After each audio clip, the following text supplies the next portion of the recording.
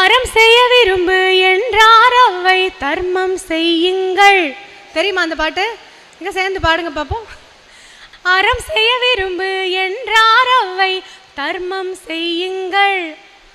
அன்பே தெய்வம் என்றார் பெரியோர் அன்புடன் வாழுங்கள். யாரும் பொய்யை சொன்னாலும் நீங்கள் மெய்யை சொல்லுங்கள். நேர்மையாய் வாழ்வதில் தோல்வியே இல்லையே.